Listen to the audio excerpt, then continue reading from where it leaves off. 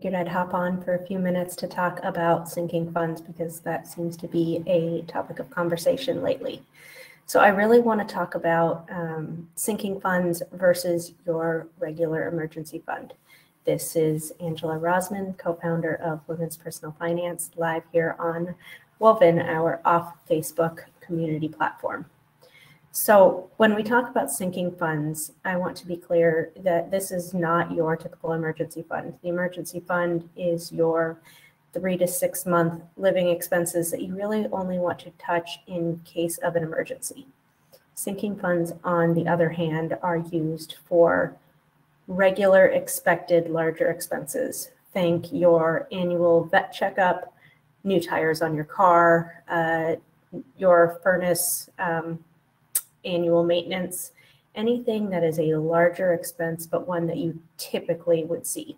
So this is not for a job layoff or a big giant vet visit that you maybe weren't expecting. Those sorts of things are great emergency fund uses versus sinking funds are, we're going to go on a vacation in a year and I want to put away money now every month instead of trying to pay for it all up front. And for me, this was a real big game changer. I wrote about it on my blog, Tread Lightly, Retire Early, 5 years ago, when our dog had a big medical issue and had to stay overnight, and we had thousands of dollars in vet bills.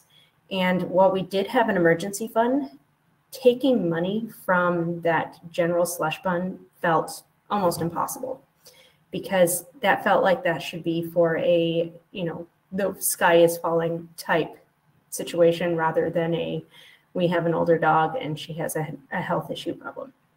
Since then, I have started different accounts on Ally. So again, for things like your emergency fund and sinking funds, you want to make sure that they are held in a high yield savings account. Right now, Ally, which is the account both Regina and I use, but there are lots of good ones out there, their interest rate is at 3.4% versus your regular bank might have 0.01 or 0.03% interest. So for both emergency funds and sinking funds, make sure that they are sitting in a high yield savings account.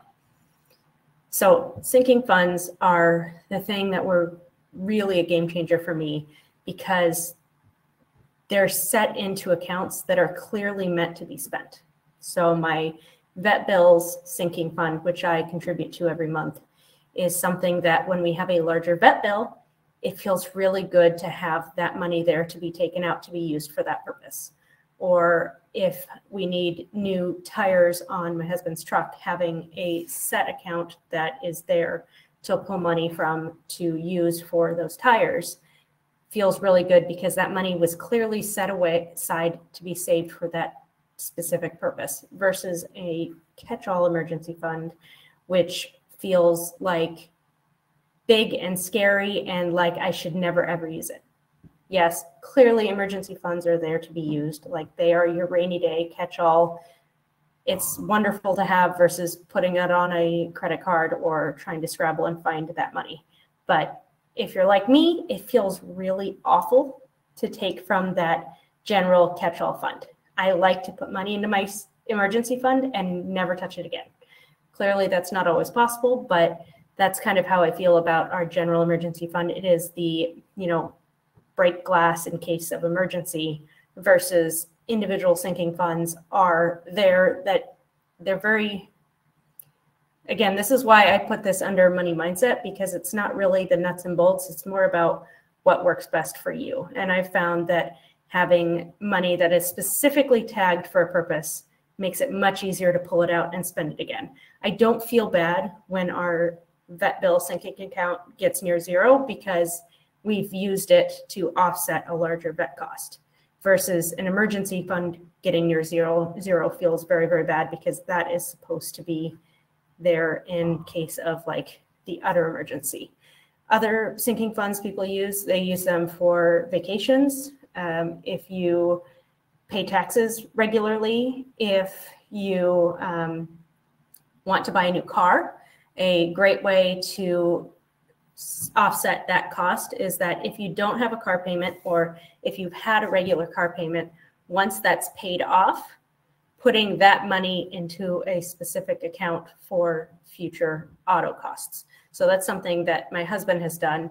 He had financed his truck, and when it was paid off, instead of moving that money into just a regular savings or somewhere else, it has gone to a specific account that when he's got larger truck repairs or in the future of buying a car, there's money there that is set aside specifically for that purpose. I would love to hear in the comments if anyone has any specific sinking funds they love.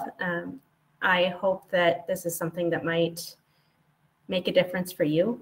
It's just, you know, it's all the same money. There's the same amount of money in our overall savings, but setting and tagging specific money seems to really, really help as far as how I feel when it actually gets spent. Again, money is not just numbers. Money is mindset as much as anything else. And I think that sinking funds can be a huge way to relieve some of that anxiety and stress about spending on regular, typical, larger expenses.